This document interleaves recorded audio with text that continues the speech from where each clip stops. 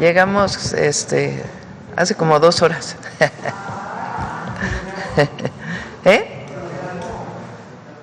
Poquito.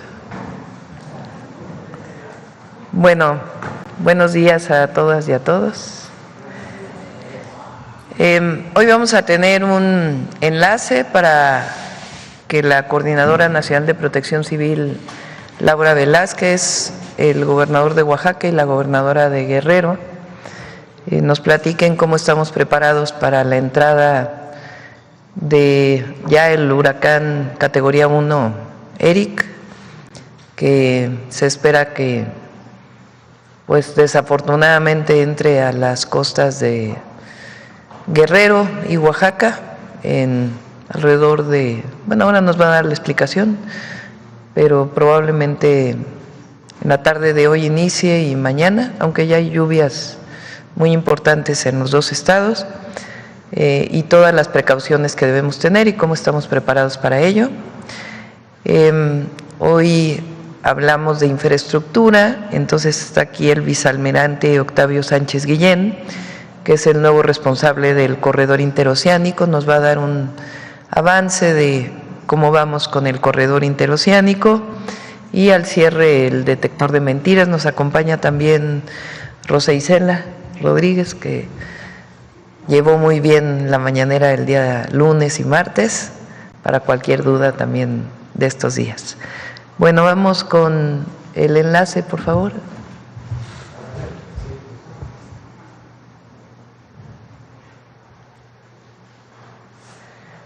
Buenos días, Laura, buenos días, Evelyn, buenos días, Salomón. Muy buen día, Presidenta.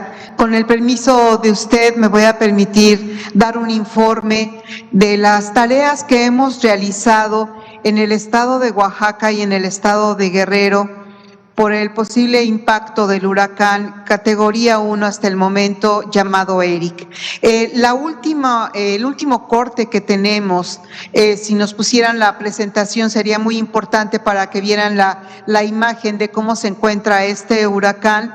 Al último corte de las 6 de la mañana, conforme la información que nos da el Servicio Meteorológico Nacional, la tormenta tropical Eric evolucionó a huracán categoría 1. Se ubica a 225 kilómetros al sur-suroeste de Puerto Ángel, Oaxaca, y a 440 kilómetros al sureste de Punta Maldonado, esto del estado de Guerrero.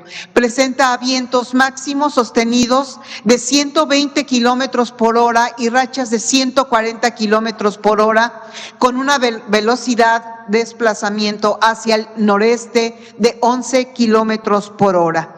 Se mantiene la zona de prevención por efectos de huracán desde Puerto Ángel, Oaxaca, hasta Acapulco, Guerrero, y zona de vigilancia por efectos de huracán desde el oeste de Acapulco hasta Tecpan de Galeana, Guerrero. Al momento, el sistema de alerta por ciclones tropicales se encuentra en color amarillo, es decir, en un peligro moderado. Eric podría evolucionar hasta huracán de categoría 2. Aproximadamente en los primeros minutos del día de mañana, jueves 19 de junio, y de acuerdo a los pronósticos del Servicio Meteorológico Nacional, podría estar ingresando a la tierra entre Oaxaca y Guerrero en el transcurso del día de mañana. Es muy importante mencionar cuál es el pronóstico para el día de hoy de las lluvias que tendremos en esta zona de nuestro país. Se presentarán lluvias torrenciales entre 150 a 250 milímetros en Guerrero, en Oaxaca y en Chiapas, las cuales pueden originar el incremento en los niveles de ríos, arroyos y deslaves, encharcamientos e inundaciones en zonas bajas de los estados indicados. Asimismo, se prevén vientos sostenidos de 100 a 120 kilómetros por hora, con rachas de 130 a 150 kilómetros por hora. En la siguiente lámina, Presidenta, informa usted sobre las acciones de prevención y preparación que se realizaron y se están realizando en el estado de Oaxaca y de Guerrero. El día de ayer en Puerto Escondido, como parte de las acciones de prevención y preparación establecidas por la Coordinación Nacional de Protección Civil, se llevó a cabo una reunión con la Defensa, Marina, Guardia Nacional, la Comisión Federal de Electricidad, Conagua, el Gobierno de Oaxaca y el Ayuntamiento de San Pedro Mixtepec, donde se definieron las siguientes acciones para el estado de Oaxaca. Identificación de zonas de riesgo en donde se llevan a cabo recorridos preventivos. Asimismo, el aviso y la comunicación del riesgo a la población por medio del perifoneo y redes sociales. La definición de rutas de evacuación y activación de refugios temporales. El día de hoy, en conjunto con la gobernadora de Guerrero, la maestra Evelyn Salgado Pineda, se instalará el puesto de mando para continuar con las acciones de preparación en conjunto con los 3 niveles de gobierno en el estado de Guerrero, que se llevan a cabo los recorridos en zonas de riesgo y se alerta a la población ante el incremento de la intensidad de ERIC.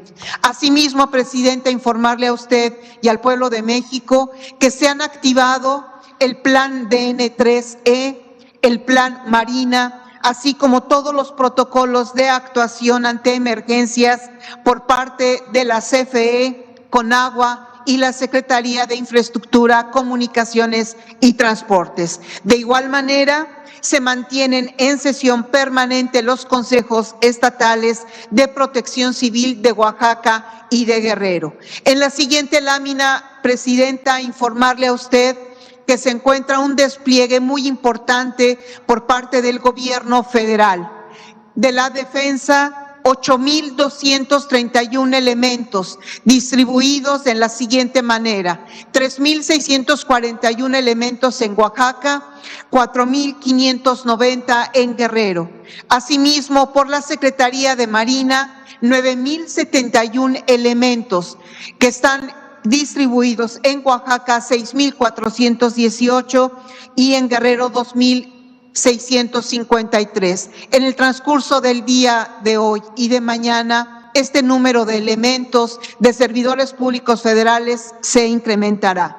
Asimismo, se encuentran elementos y equipo especializado de Conagua, de la Comisión Federal de Electricidad y de la Secretaría de Infraestructura, Comunicaciones y Transportes. Presidenta, la información que nos da el Servicio Meteorológico Nacional es que tenemos, en la siguiente lámina podemos ver cuál es la costera que tenemos acciones preventivas trabajadas y trabajando con el estado de Oaxaca y de Guerrero. Tenemos 22 municipios ubicados en el estado de Oaxaca que podrían tener la presencia de fuertes lluvias. Aún no está definido el ingreso de el huracán, pero puede ser entre San Pedro Mixtepec y Acapulco. 22 municipios de Oaxaca y 10 del estado de Guerrero. Si me lo permite, ¿podría dar los nombres de los municipios, Presidenta? Adelante, Laura. Gracias. De Oaxaca, Santa María Colotepec, San Pedro Mixtepec, Villa de Tutepec, Santiago Jamiltepec, Santiago Pinotepa Nacional, San José Estancia Grande, Santo Domingo Armenta, Santiago Tapextla, Santa María Tonameca, San Pedro Pochutla, Santo Domingo de Morelos, San Bartolomé Loxicha, San Gabriel Mixtepec, Santos Reyes Nopala, Santa Catarina Juquila, San Miguel Panixtlahuaca, Santiago Tetepec, Tataltepec de Valdés, Santa Catarina Michoacán, San Andrés Huaxpaltepec, Santa María Cortijo y San Miguel Tlacamama, esto en Oaxaca. Y para Guerrero, tomar previsiones en los municipios de Coajinicuilapa, Ometepec, Marquelia, Osoyú, Cuchitán, Copala, Florencio Villarreal, Cuautepec, San Marcos y Acapulco. Por último, Presidenta, informarle a usted que continuamos en semáforo amarillo. Muy probablemente estaremos incrementando esta alerta en el transcurso de la tarde-noche del día de hoy. Y unas recomendaciones muy importantes para la población, aprovechando que esta conferencia, esta mañanera del pueblo llega a toda la población de nuestro país. Mantenerte informado y alerta. Hay que mantenerte alerta en las comunidades y de los comunicados oficiales y la toma en cuenta de las medidas establecidas por las autoridades de protección civil federal, estatal y municipal. Permanece en un lugar seguro y evita salir de tu casa. Evita arrojar objetos en la calle. No arriesgues tu vida al intentar cruzar corrientes de agua. Evita tocar postes, cajas de luz o cables de energía eléctrica. Evita transitar en zonas inundadas, ya que el agua puede arrastrar vehículos. Asimismo, evita cruzar ríos, arroyos, vados y zonas bajas, ya que puede ser arrastrado por las corrientes de agua. Si habitas en laderas o barrancas y observas grietas, hundimientos, inclinación de árboles o flujo de agua en las laderas, informa a Protección Civil de tu localidad. Ubica los refugios temporales cercanos. Si te encuentras en un albergue y presentas algún síntoma o padeces alguna enfermedad, avisa al equipo de salud de tu comunidad. No salgas a navegar y vigila los amarres de las embarcaciones. Si las autoridades te piden evacuar, no lo pienses y hazlo. Es por tu seguridad. Con esto concluiría yo mi participación, Presidenta. Si me lo permite, le cedería la palabra a la presidenta, a la gobernadora de Guerrero, a la maestra Evelyn Salgado, y también nos acompaña el maestro Salomón Jara, gobernador de Oaxaca, que después de la maestra Evelyn tomará la palabra. Adelante. Muchas Evelyn. gracias, coordinadora. Muchas gracias, Presidenta.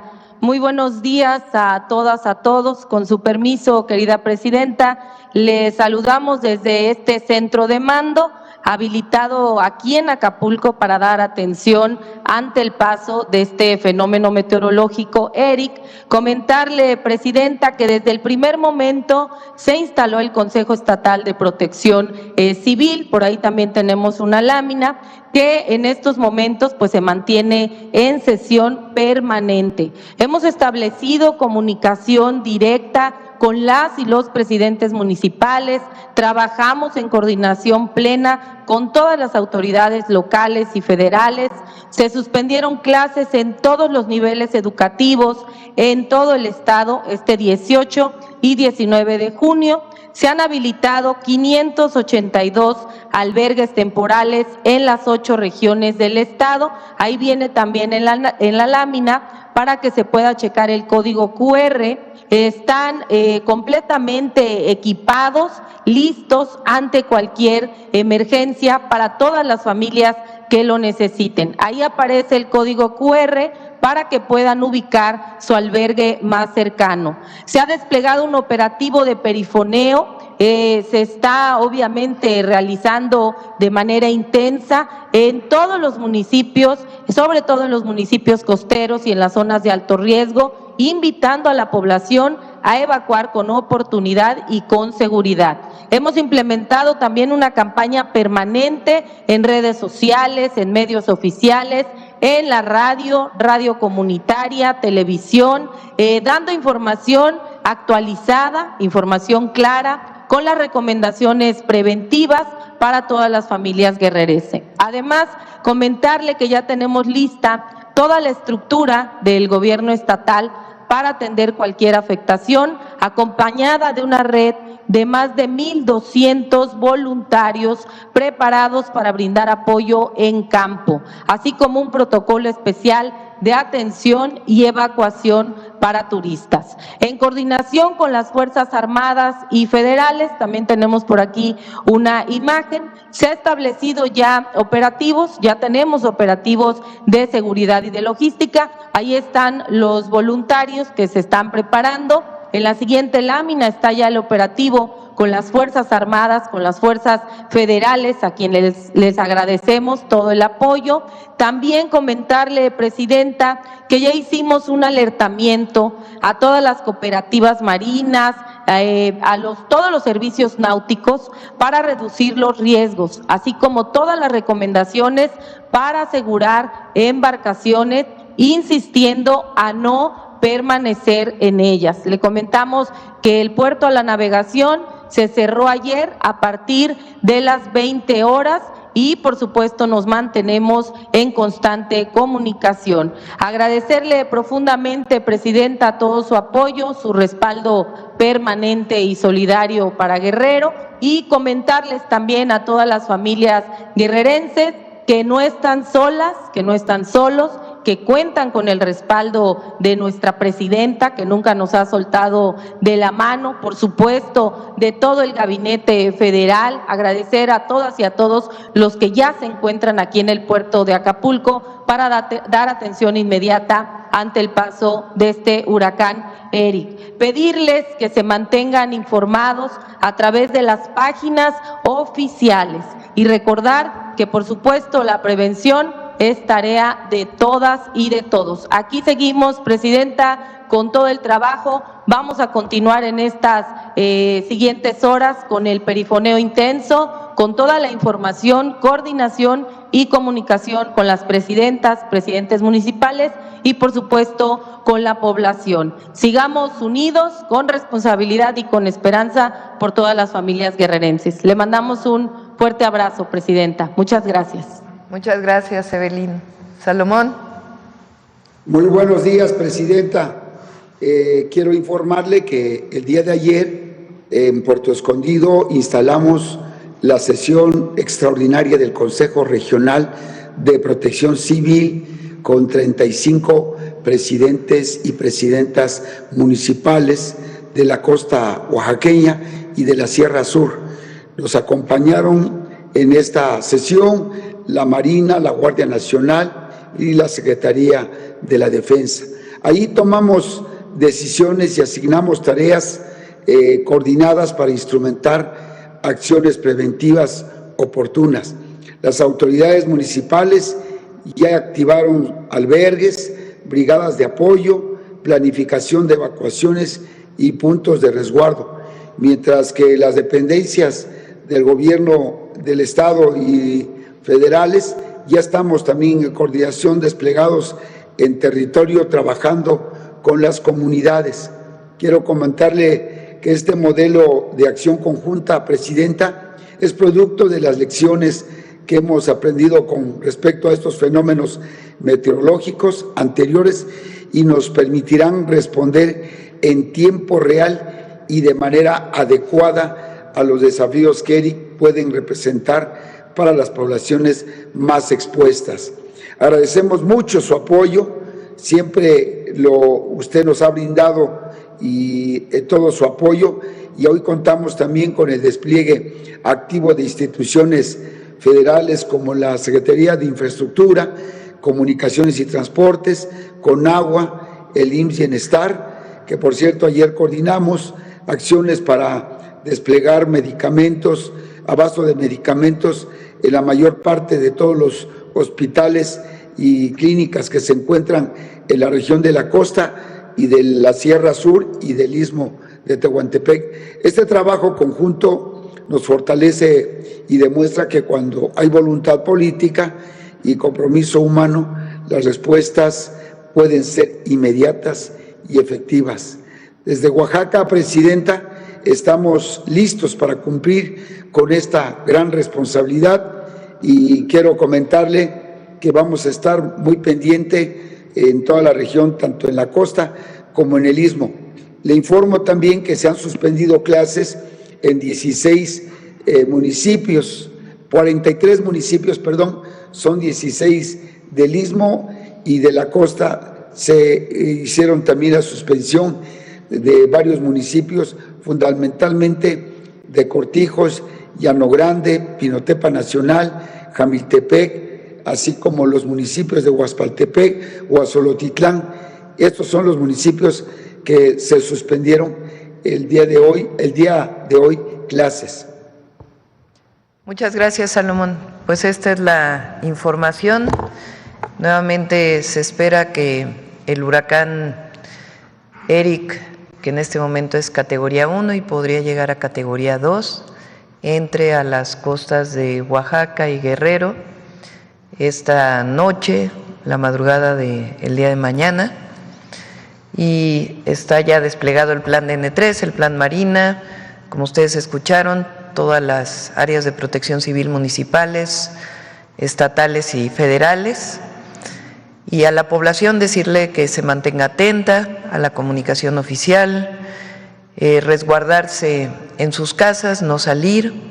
Si están en zonas bajas, cerca de ríos, cerca de cauces, es mejor que vayan a los refugios ya dispuestos, a los albergues que ya están dispuestos para esta situación, y todas aquellas personas que tienen embarcaciones, que no salgan, que no permanezcan en sus embarcaciones, y por supuesto estar atentos a toda la información. Vamos a estar informando durante el día de hoy y el día de mañana. Si gustan, vamos a la información del interoceánico, que ya lo teníamos planeado. Muchas gracias, Laura, Evelyn, gracias, Salomón, y después pasamos a las preguntas, si les parece. Almirante, por favor, vicealmirante. Vicepresidenta, buenas noches. Gracias. Bueno.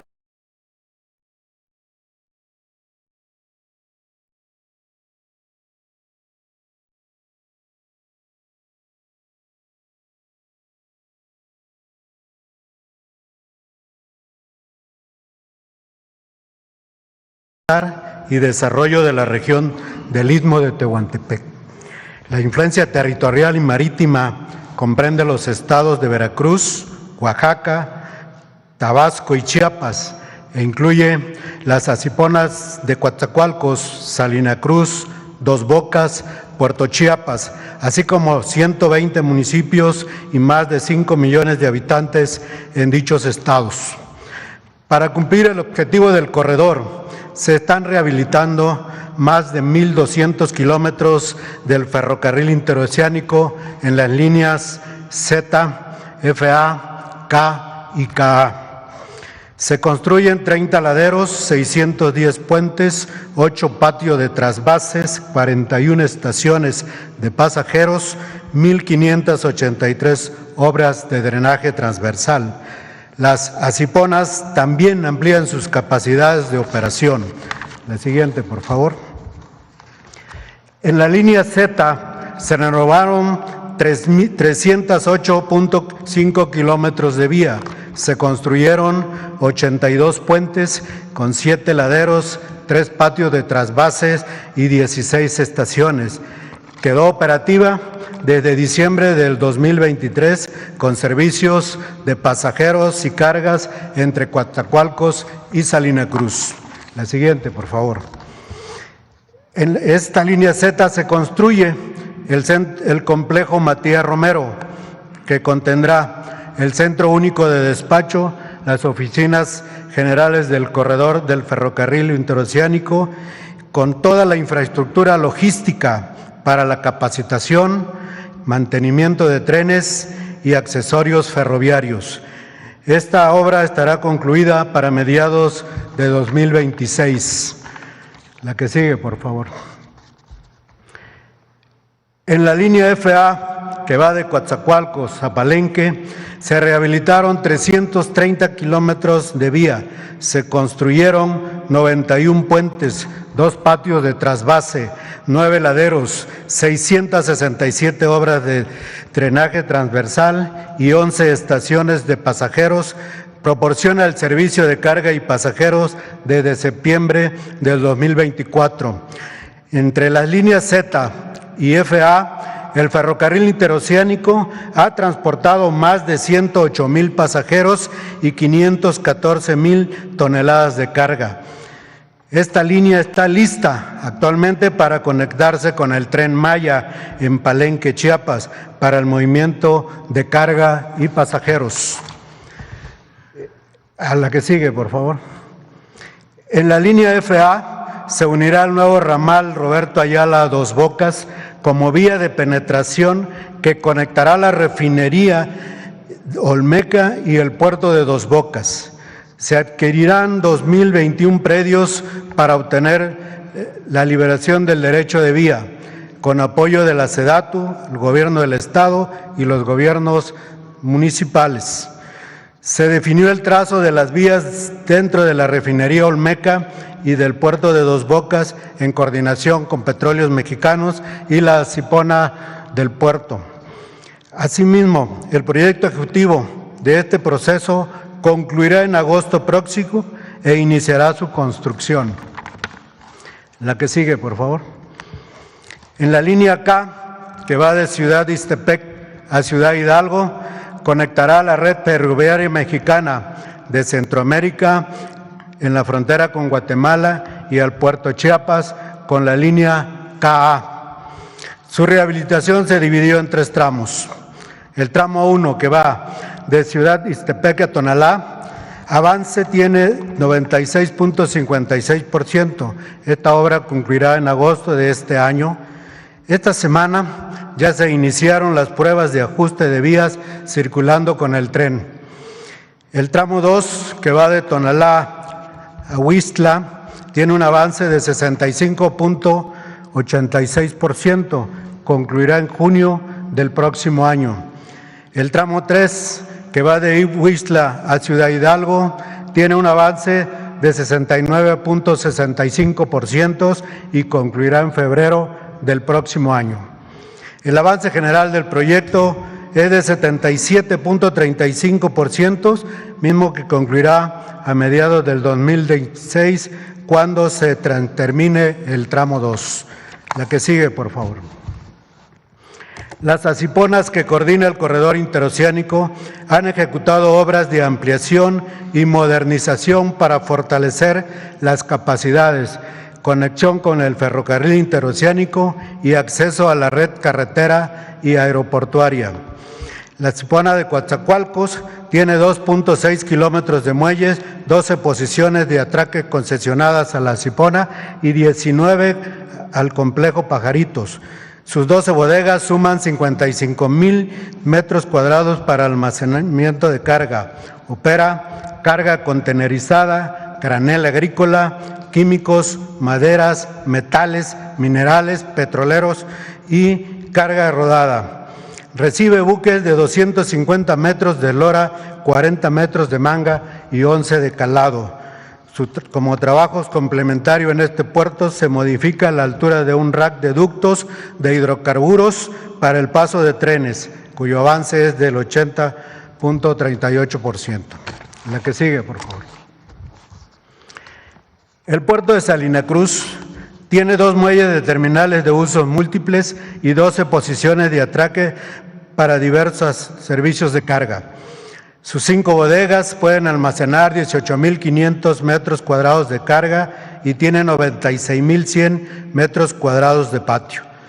Opera carga contenerizada, granel agrícola, granel mineral, fluidos petrolíferos y carga rodada.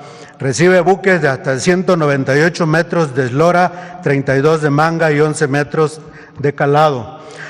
En construcción, 2 centros reguladores de tráfico, uno para estacionamiento y otro para vialidades. Tienen avances de 75.9 y 43.9% respectivamente. La construcción de terminales especializadas de contenedores se iniciará cuando se alcance la meta de 150,000 TEUs anuales. La que sigue, por favor. El puerto de Dos Bocas cuenta con una terminal de usos múltiples con 2 posiciones de atraque. Se construye un nuevo muelle para la terminal de usos múltiples, cuyo avance actual es 98.2% y concluirá a finales de este mes. En construcción, 500 metros de la escollera este, con avance de 96.3% para alcanzar 2.140 metros en esta escollera. Sus 2 bodegas suman 3.200 metros cuadrados para almacenar 14,000 toneladas de granel mineral. Además, mueve carga de granel agrícola, coque y petrolíferos.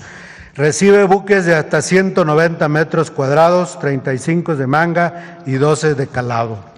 La que sigue, por favor. Puerto Chiapas cuenta con una terminal de uso múltiple con 2 posiciones de atraque y un muelle para cruceros.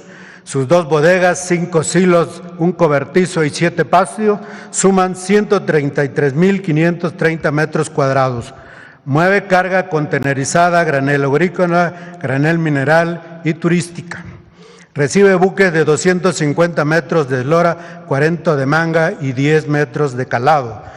Están en construcción en este puerto la unidad de protección marítima y portuaria con un avance del 94%, el edificio administrativo de la Cipona con avance del 70% y la ampliación de las vías del tren con un avance del 98%. Todas estas obras concluirán este año.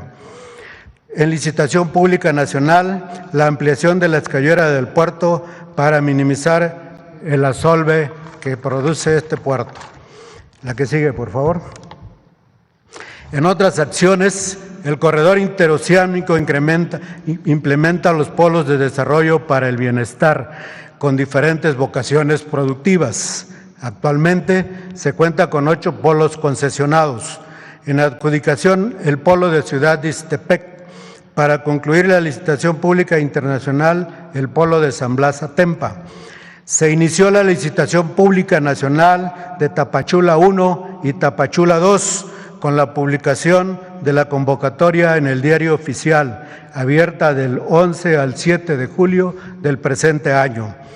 En Teapa, Tabasco y Arriaga, Chiapas, están en proceso de enajenación a título gratuito por sus gobiernos del Estado para el corredor. Con ello se tendrán un total de 14 PODEVIS que impulsarán el desarrollo económico, industrial y social de la región del Istmo de Tehuantepec en el área de influencia del corredor. La que sigue, por favor. Es importante mencionar que los concesionarios de los PODEVIS tendrán incentivos fiscales, como los federales, el impuesto al valor agregado, el impuesto sobre la renta y depresión acelerada, y los estatales, en cada entidad federativa determinará los estímulos que les otorguen a los concesionarios de los PODEVIS, como es el caso de Oaxaca, Veracruz y Chiapas, ya comprometidos. La que sigue, por favor. El corredor interoceánico del Istmo de Tehuantepec también ha realizado obras comunitarias y de vivienda para reubicación de familias, en colaboración con la SEDATU, Gobierno de los Estados y municipios del área de influencia. Desde diciembre del 2022 a la fecha se han realizado 800 asambleas comunitarias, 90 obras, 27.912 acciones de vivienda. Este año se ejecutarán 61 obras comunitarias, 21 en Veracruz, 7 en Tabasco, 12 en Oaxaca, 21 en Chiapas, que beneficiarán a más de 100,000 personas. La que sigue, por favor. Hace más de 100 años surgió el sueño de unir el Océano Pacífico con el Atlántico a través del Istmo de Tehuantepec. Hoy, este sueño es una realidad. El corredor interoceánico hoy es en una plataforma logística multimodal moderna que articula la operación de trenes, puertos, carreteras y zonas industriales para facilitar el comercio global, transformar las condiciones de vida de las familias del sureste de México. El corredor interoceánico ya está en operación como una nueva vía para el comercio mundial, sobre todo como una herramienta concreta para generar empleo, desarrollo, bienestar en su influencia. A continuación, veremos un video y con esto termino. Muchas gracias por su atención. Eso.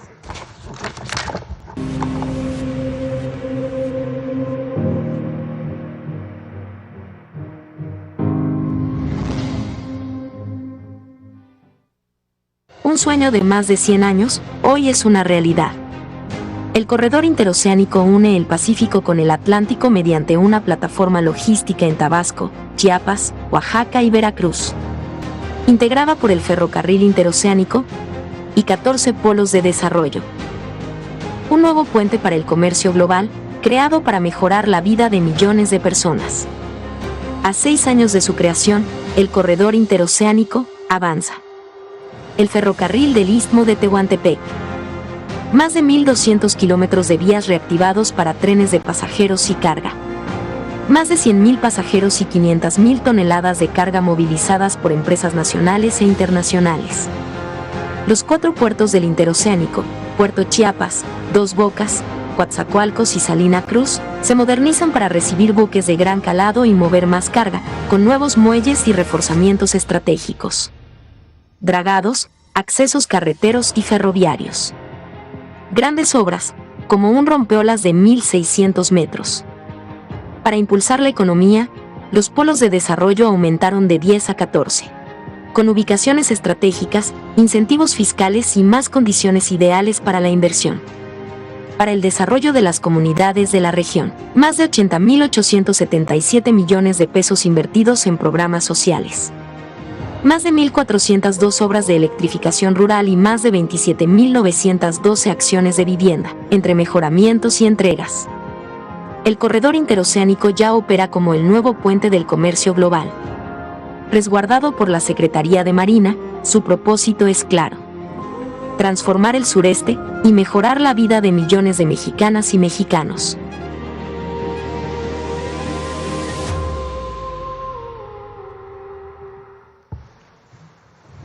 Bueno, vamos a las preguntas. A ver aquí.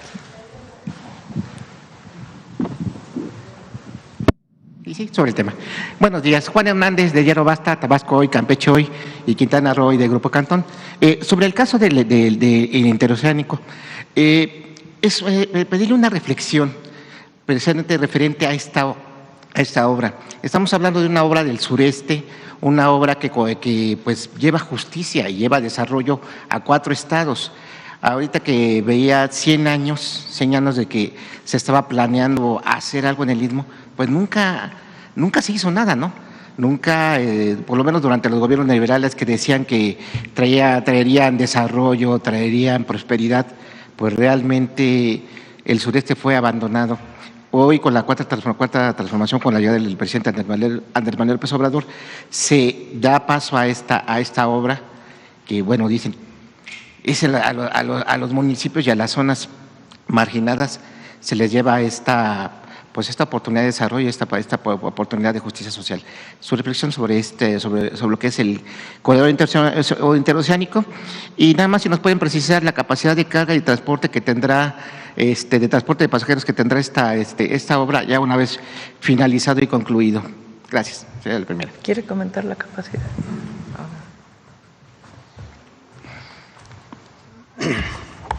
Bueno, como ya se les había comentado, las capacidades de carga del interoceánico tienen que ver con las capacidades de carga de los puertos donde llega la carga, ya sea transnacional, que vaya de un puerto a otro.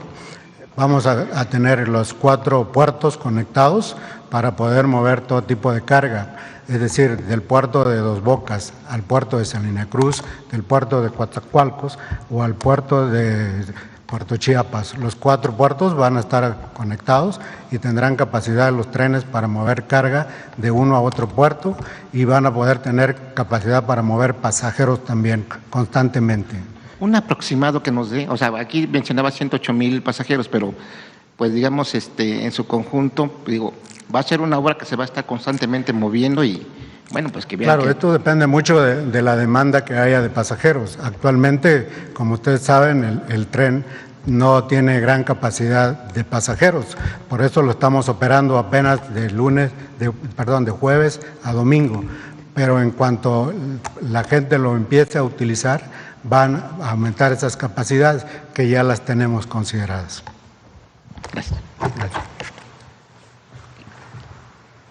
Es una obra muy importante. Mira, pon la primera lámina. La primera, por favor. El sureste es la zona, la región, o era la zona, la región menos conectada, tanto para pasajeros como para carga. Ahora, pues, el interoceánico no solamente es una conectividad entre Veracruz y Oaxaca, sino que, pues, permite la conectividad entre el Pacífico y el Atlántico. Es una alternativa al Canal de Panamá. Y en la medida en que vaya aumentando la carga, pues en esa medida todavía se va a ir incrementando la movilidad.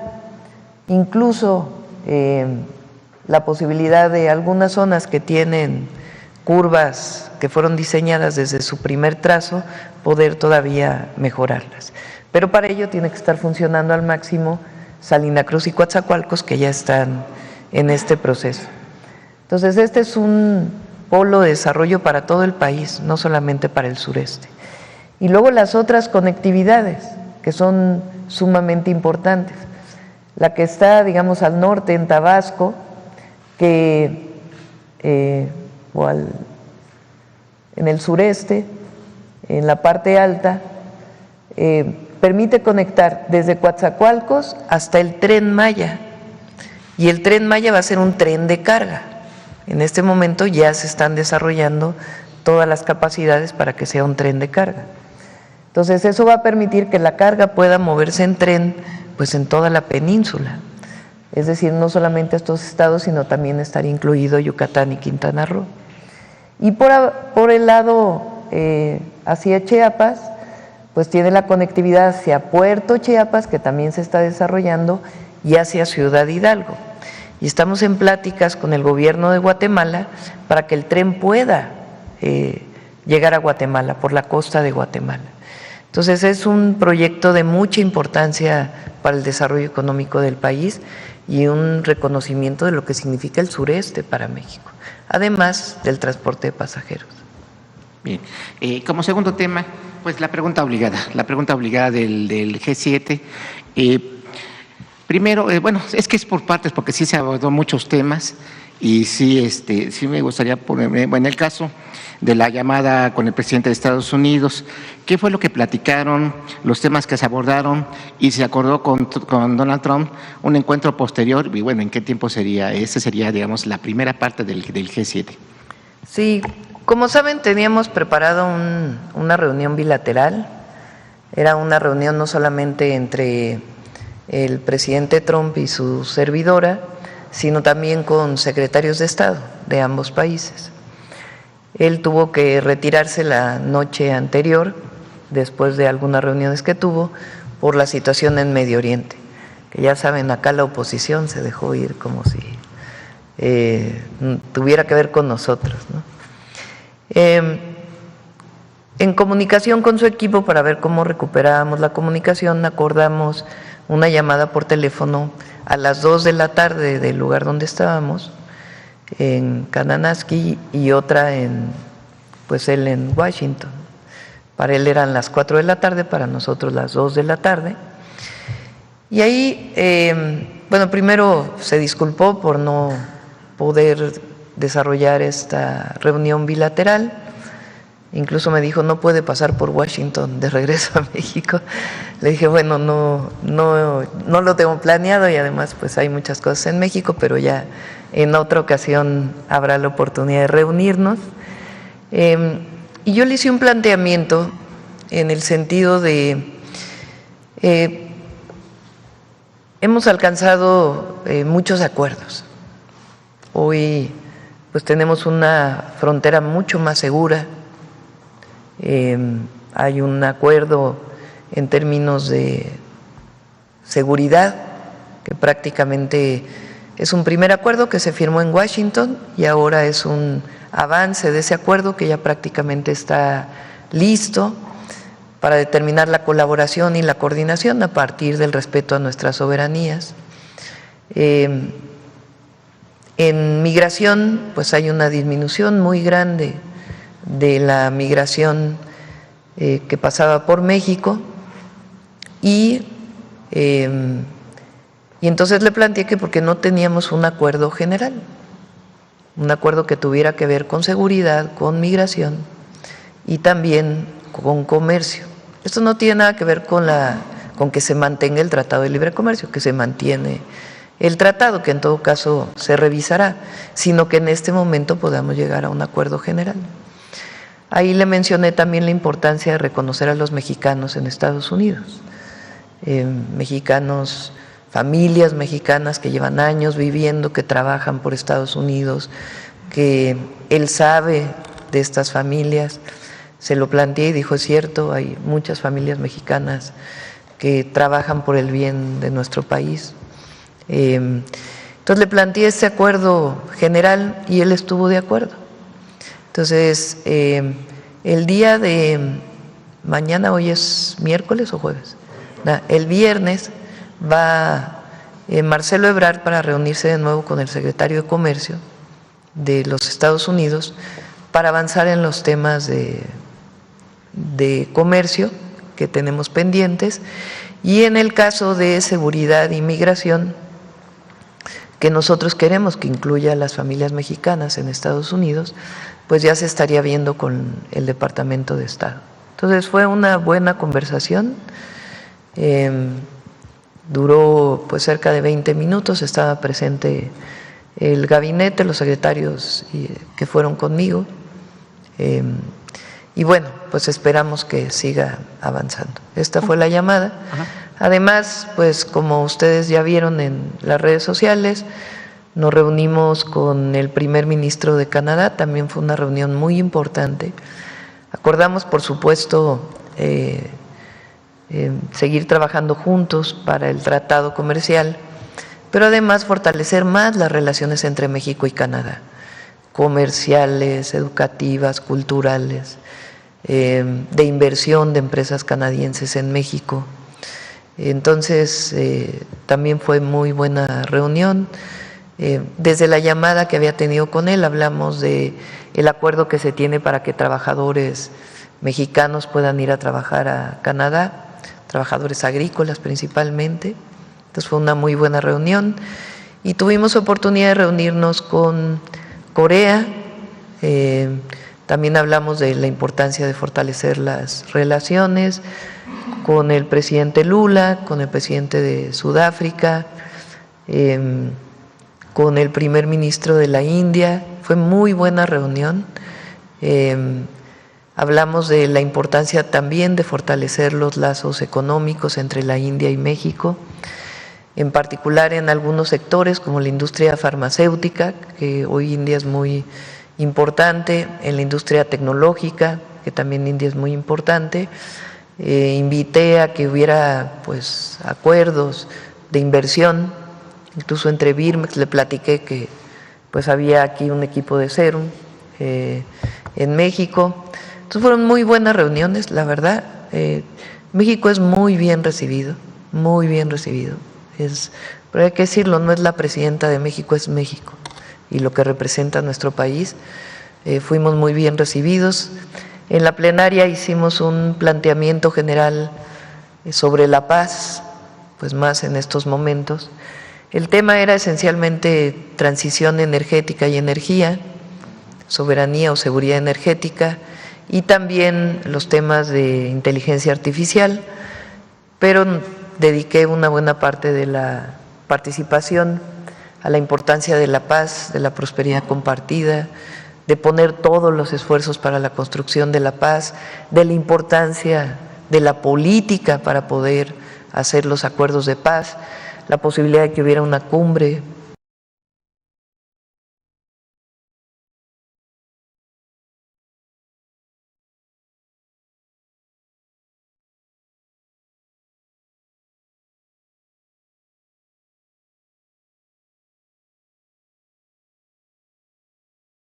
pues es el bienestar de todos los habitantes de nuestro planeta. Esta cumbre del bienestar que usted está mencionando, México sería el anfitrión. Podría ser. Por lo pronto, en términos de la cumbre con CELAC, lo está viendo el presidente Petro para ver las fechas y cuándo sería, y la sede también. Nosotros podríamos poner México como la sede, pero pues está a definirse. Y lo importante pues es la posición que siempre ha tenido México en todos los foros internacionales ¿Sería en de este año construcción de la paz y respeto a las soberanías. ¿Sería en este año la cumbre o en el 26? Estaría por definirse. Ajá. Bueno, tomando esa parte de lo que de su intervención en el G7, bueno, hará pública usted su participación ahí en el... Sí, en un ratito va a salir grabada, la grabé con escenas de la visita completa y también agradecerle a la comunidad mexicana allá en Vancouver, que nos recibieron, la verdad, muy amorosos. Ya no hubo tiempo, pero me habían pedido que hubiera una reunión con ellos, pero la verdad muy, muy hermoso pues el recibimiento. Nada más también de esto del G7. Se mencionó que habló con Guterres de la ONU y también habló con el representante del Banco Mundial. ¿Qué fue lo que le externaron a usted? Bueno, con el secretario general de Naciones Unidas fue un momento en lo que esperábamos para entrar a la fotografía oficial. Pues está preocupado por la situación mundial y la importancia de la construcción de la paz. Y con el Banco Mundial hablamos pues ellos nos plantearon distintos proyectos que están desarrollando actualmente y pues con nuestra representante allá en el Banco Mundial, que es Diana Alarcón, la doctora Diana Alarcón, pues está viendo pues qué posibilidades habría, no necesariamente de préstamo, sino de colaboración en otros sentidos. Y hablando de colaboración, ¿cómo recibieron el Plan México, tanto los empresarios allá Muy de Canadá? Muy bien, el primer día tuvimos reunión con empresarios de Canadá, muchos de ellos ya tienen inversiones en México y quieren ampliarlas, y algunos otros que quieren tener nuevos desarrollos. Planteamos que pues cuál es el Plan México, las oportunidades de inversión, los polos de bienestar, y pues quedaron de seguir trabajando con el secretario de Hacienda que nos acompañó y el secretario de Economía. Bueno, y finalmente dos preguntas más. Una, ¿cuál sería usted el mensaje que le daría a la oposición, sobre todo a estos opinólogos, a estos, pues ya no sé cómo se pueda calificar, que celebraron que se haya cancelado la reunión con usted, con Trump, que bueno, hasta que se viaje en un vuelo, que se viaje en el otro. La despreciaba, así que algunos utilizaban esas palabras, o que realmente México no era importante. Pues para ignorancia, ¿no? En el fondo es ignorancia, o querer tergiversar la realidad para decir que Trump se fue, o el presidente Trump se fue, para no reunirse con nosotros. Es un absurdo. Si no, ni siquiera se hubiera llevado a cabo la llamada, ¿no? Entonces, pues él se retiró y dio los argumentos y vimos todas sus publicaciones en su red social muy preocupantes, la verdad, por la situación en Medio Oriente y esta guerra que hay hoy entre Israel e Irán.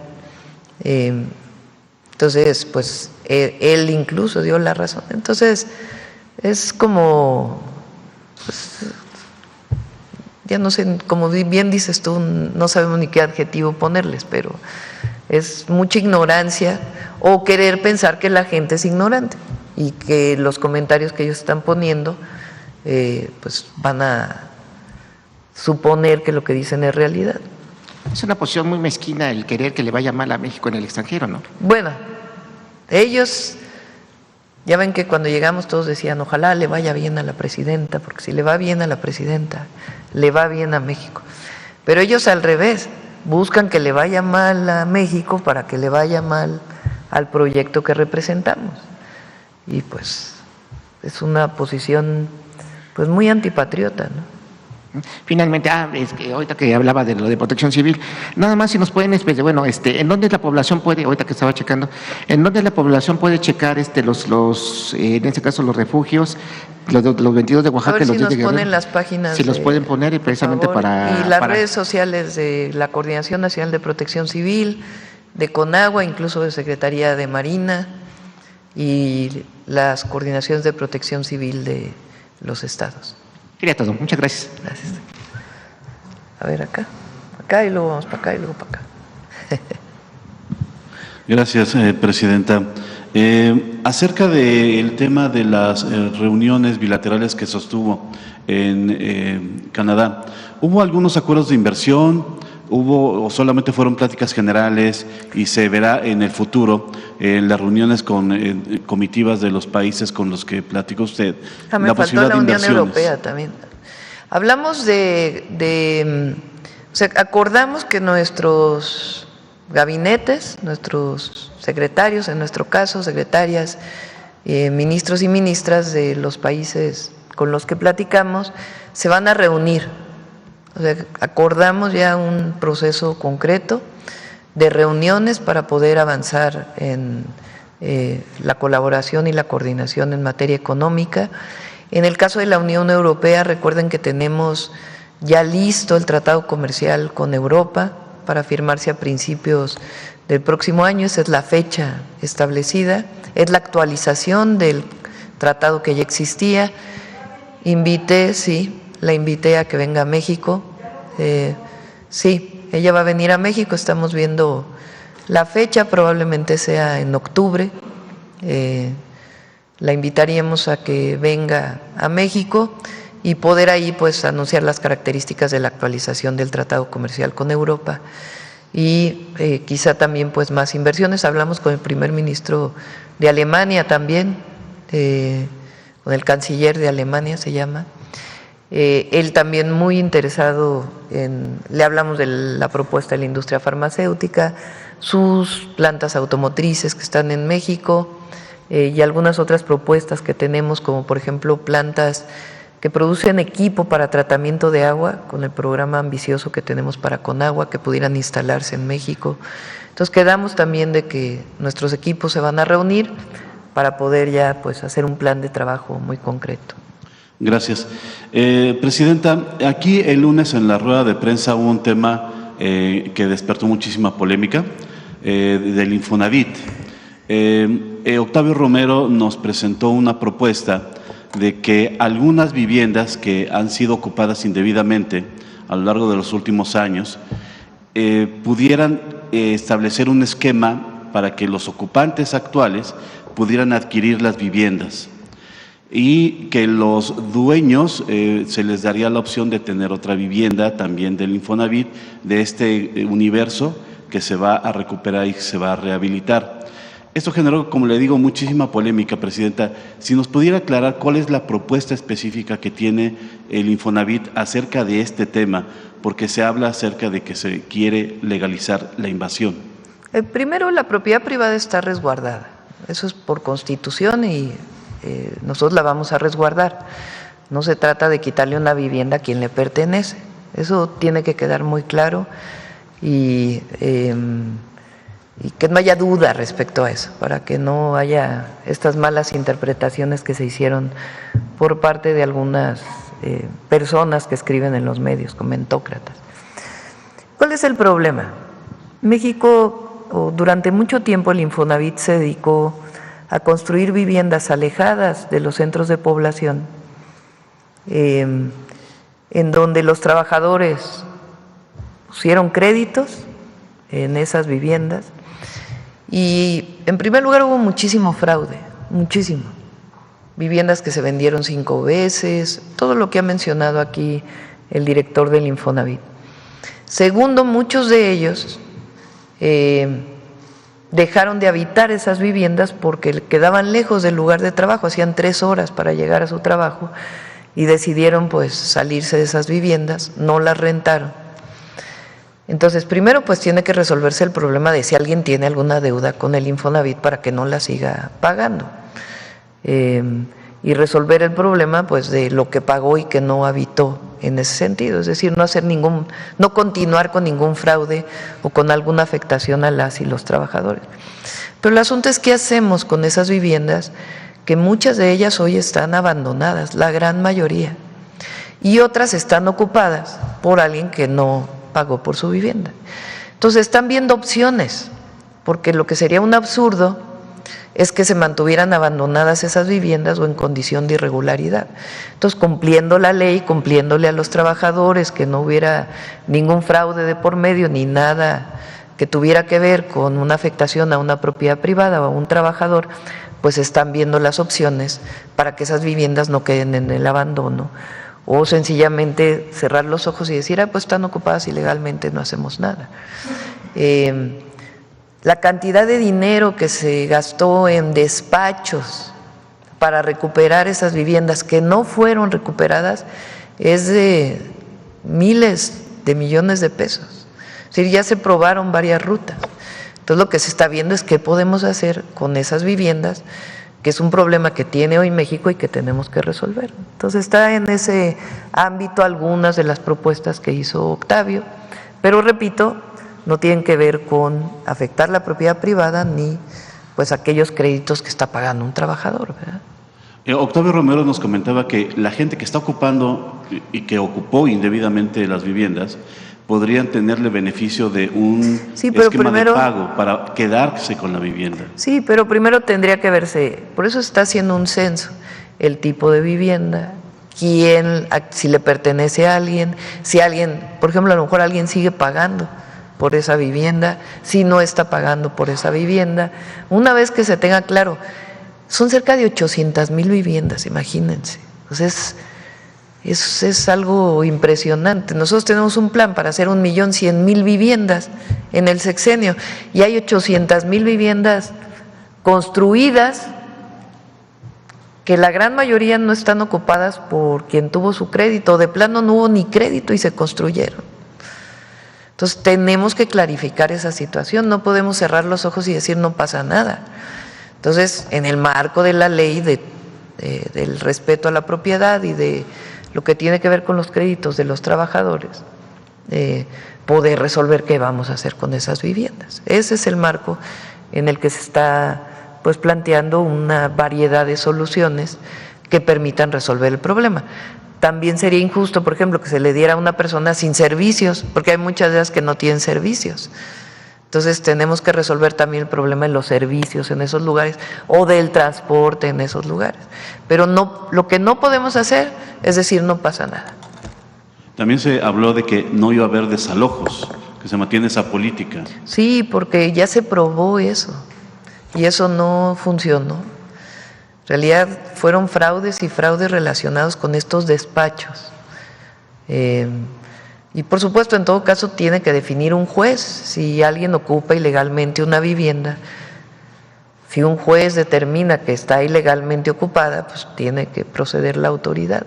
Entonces nosotros como Infonavit, ¿para qué probamos todo lo que ya se probó, que se gastaron miles de millones de pesos y que no funcionó? Tenemos que dar alternativas a esta cantidad de viviendas, de lotes que hoy pues no están ocupados o están ocupados por personas que no compraron estas viviendas, pero siempre resolviendo pues el problema de la propiedad, de si hay un crédito de por medio. Por eso es el censo, es muy importante. Ok, muchísimas gracias por esas respuestas. Y en otro tema, antes de que usted partiera de viaje, ya se había publicado en Puebla, en el Diario Oficial de Puebla, una ley, bueno, un artículo en el Código Penal del Estado, tipificando el delito del ciberacoso. Se levantó también muchísima polémica en este tema porque se ve como un intento de censura. Ayer lo platicábamos con la secretaria de Gobernación y nos decía que por parte del gobierno federal no se considera ningún tipo de censura. Sin embargo, esta polémica que se levantó, no sé si tenga algún comentario, ya no hubo chance de preguntar la semana pasada que se publicó este artículo, por eso lo pregunto ahora, presidente. Creo que ya el gobernador ya abrió un parlamento para discutirlo, ¿no? Nosotros estamos en contra de la censura. Pero lo abrió no para tratar de modificarlo o eventualmente haya propuestas para modificar, sino para que la gente simplemente lo conozca, porque parece que no tiene intención de modificarlo, presidente. Bueno, vamos a ver, ¿no? Nuestra posición siempre es en contra de la censura y a favor de la libertad de expresión, siempre. Entonces, no vamos a estar de acuerdo con un artículo que promueva la censura, pues. Ok, gracias. Y por último, rapidísimo, en la ciudad de Tepic hace años se construyó un complejo que se llama Ciudad de las Artes. Ahí se presentaban no solamente con frecuencia actividades artísticas, sino también un festival dedicado a Amado Nervo. Ya se estaba convirtiendo en una tradición. Lo comenté el otro día. Y ya se está demoliendo, Presidenta. Sí, tiene que haber un diálogo ahí con la comunidad. Ahí le voy a encargar a la secretaria de Gobernación, porque siempre que hay diálogo se puede resolver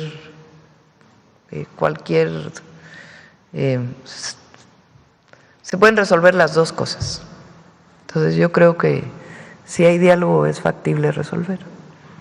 Gracias. Bueno, vamos acá. Gracias, Presidenta. Buenos días. Preguntarle, en esta cumbre a la que fue invitada por el primer ministro de Canadá, hubieron 3 figuras muy importantes femeninas con posturas políticas muy diferentes, pero no por ello una menos importante que otra. Preguntarle, ¿qué significa que 3 mujeres participen en este foro mundial tan importante? Pues al revés, debería de haber más mujeres, ¿no? solo 3. La primera ministra, es primera ministra, ¿no?, de Italia, Meloni, que por cierto me tocó sentarme junto a ella en la cumbre, y la responsable de la Unión Europea, ¿no? La presidenta se llama, de la Unión Europea. Entonces, pues qué bueno que hay 3 mujeres. Y siempre pues hay posiciones distintas, ¿no?, hay que decirlo. Pero qué bueno que por lo menos había 3 mujeres. Claro, se espera la participación de más mujeres, pero además preguntarle, en estas pláticas que puedo tener con líderes mundiales, preguntarle qué le decían acerca o cómo ven a México en un tema económico, preguntar si se trató algo de eso. Pues todos ven a México muy bien.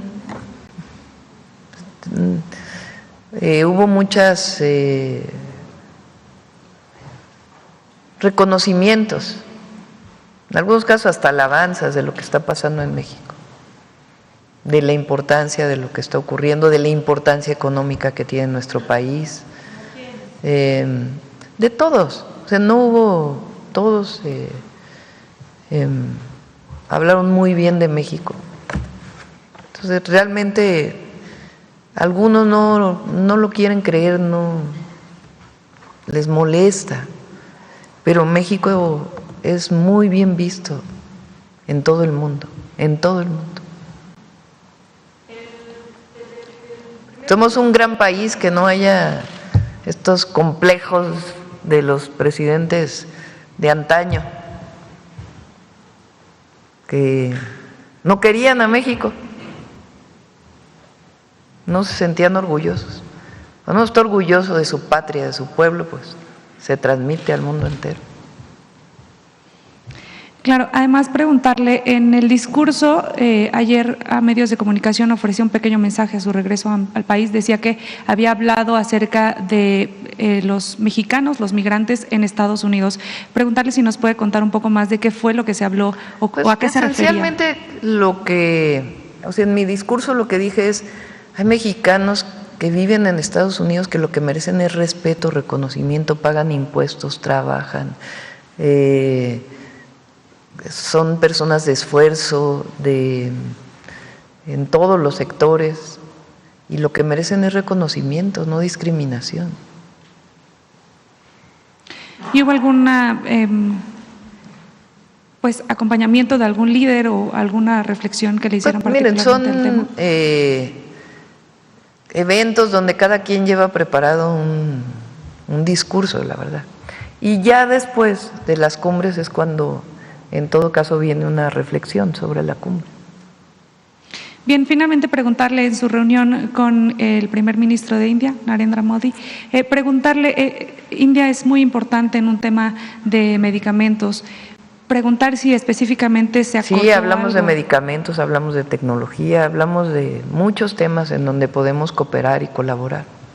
¿Se acordó algo sobre el suministro de medicamentos hacia nuestro país? Más que el suministro, lo que nosotros queremos son inversiones conjuntas. O sea, porque ya traemos, India es una de las grandes farmacias, por decirlo así, del mundo. Ellos llevan 30 años desarrollando lo que México dejó de desarrollar. Imagínense que la India vino a Birmex hace años para ver cómo Birmex había desarrollado su capacidad para hacer vacunas. Después, en los gobiernos neoliberales, todo eso se acabó. E India se llevó parte de ese ejemplo y otros de otros lugares del mundo para desarrollar su industria farmacéutica. Entonces es hoy pues uno de los grandes productores de medicamentos y equipos médicos del mundo. Entonces nosotros ya compramos medicamentos de la India. Lo que queremos es que haya inversiones conjuntas en México. Por ejemplo, que haya una inversión conjunta entre Birmex y Serum para que recuperemos la capacidad de hacer vacunas.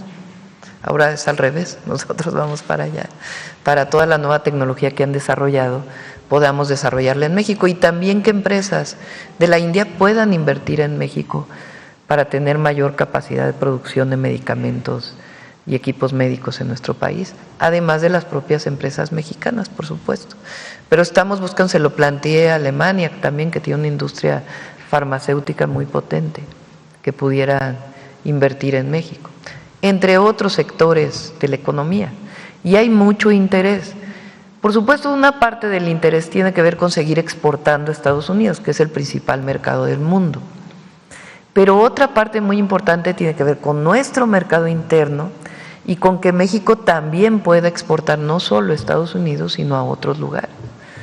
Entonces, por ejemplo, en el nuevo tratado comercial con Europa, cambian algunos aranceles que se tenían antes, pero en la idea nuestra de complementariedad y que también nosotros podamos exportar más hacia Europa.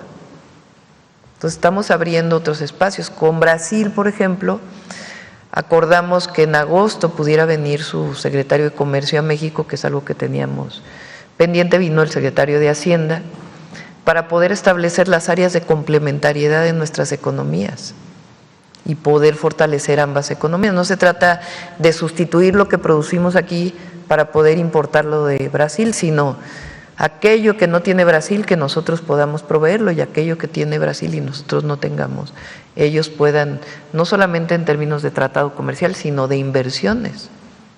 Entonces, pues es parte del Plan México. Entonces, esta colaboración, esta comunicación que se tiene a nivel de jefes de Estado ayuda mucho, porque entonces ya hay un acuerdo para poder trabajar conjuntamente para el desarrollo del país.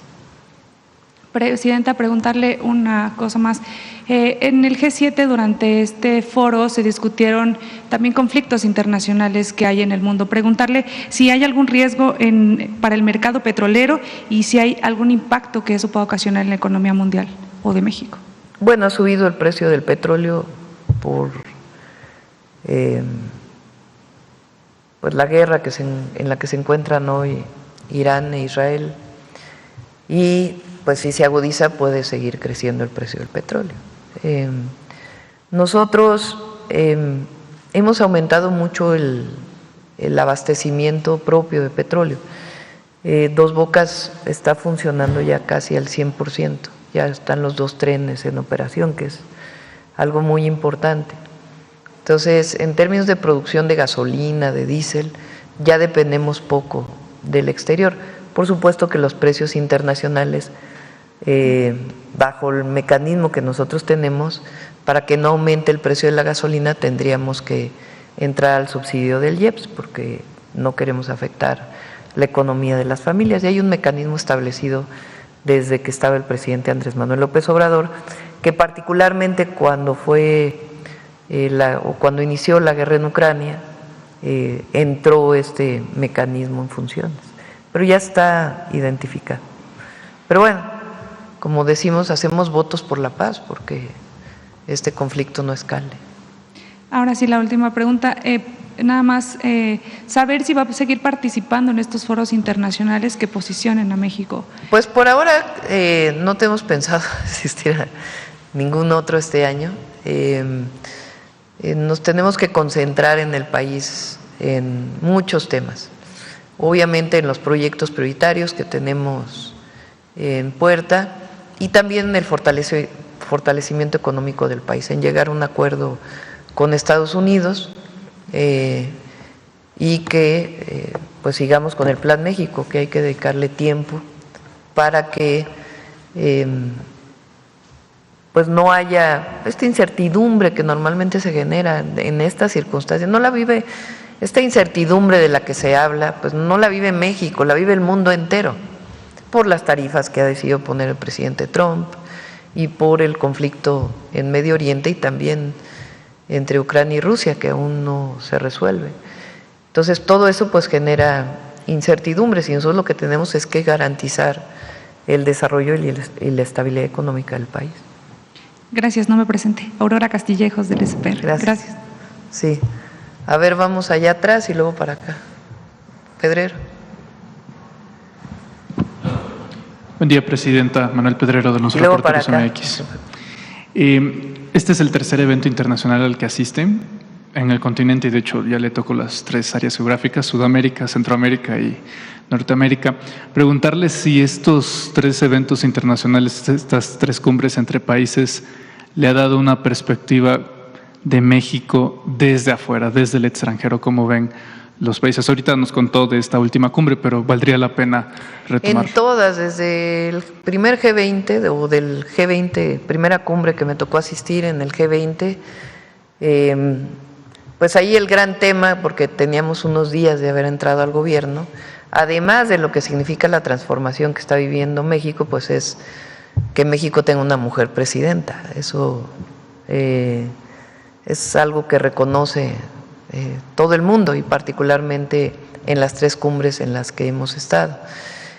Pero sobre todo el reconocimiento también pues del apoyo popular que tiene nuestro gobierno y de pues el modelo de desarrollo por el que ha optado el pueblo de México. Entonces hay un reconocimiento muy importante hacia México y también es importante escuchar pues no solamente la opinión que tienen de México, sino lo que está viviendo cada uno de los países y en qué están poniendo sus esfuerzos para también pues México como una economía abierta pues tiene que estar atento a todo ello. Ahora, en estos eventos internacionales usted ha optado por una vía de transporte que es atípica entre jefes de Estado y jefas de Estado, que por cierto se le ha criticado inmensamente por lo mismo, el uso de los aviones comerciales. Y miren, si me fuera en avión de la defensa, me criticarían. Si me fuera en avión de marina, me criticarían. Sí. Si voy en avión comercial, me critican. Si ando en un carrito en la ciudad, me critican. Si ando en camioneta en el país, me critican. Pues digo, quien no está de acuerdo va a utilizar cualquier condiciones. Pero viajar en vuelo comercial da una idea también de la recepción que tiene la ciudadanía frente a uno. Aunque es un sector el que vuela en el país, la gran mayoría del pueblo de México no tiene acceso a volar en avión. Entonces también es importante pues esta comunicación con la gente y la verdad hasta ahora pues ha sido muy buena recepción de todos los mexicanos, incluso extranjeros que nos reconocen.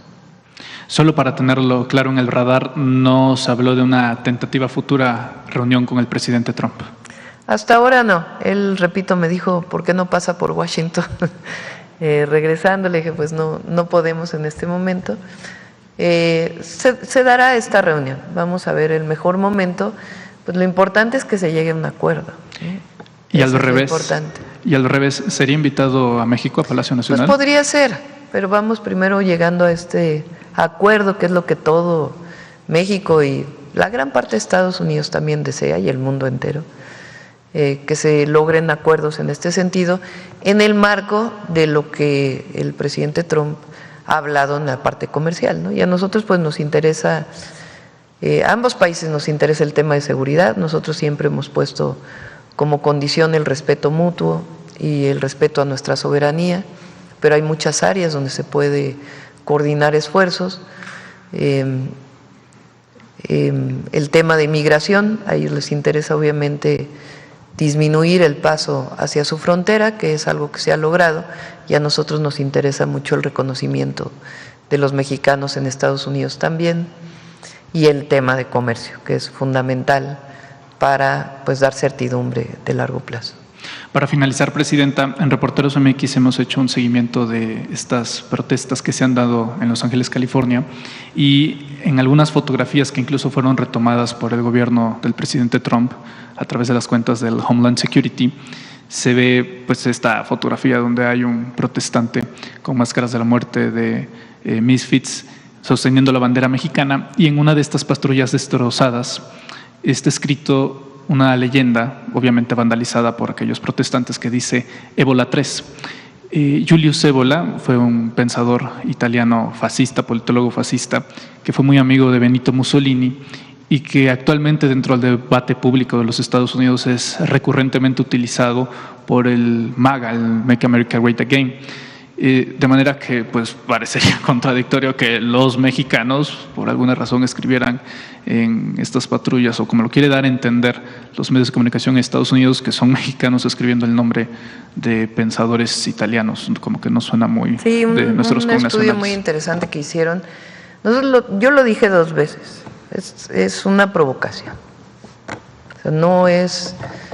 Uno siente orgullo cuando ve la bandera izarse frente a una injusticia, pero no es, primero, la violencia no es la forma.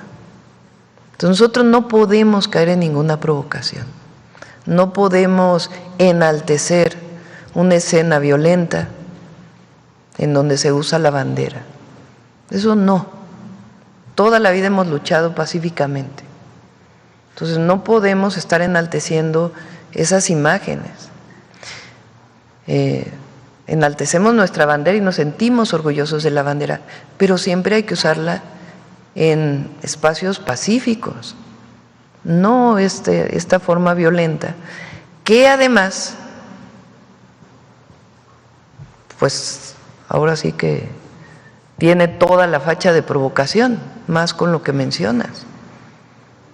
Se parece un montaje para hacer mal, ver mal a los mexicanos o justificar acciones más violentas. Entonces, pues nosotros también en nuestro país tenemos que ser muy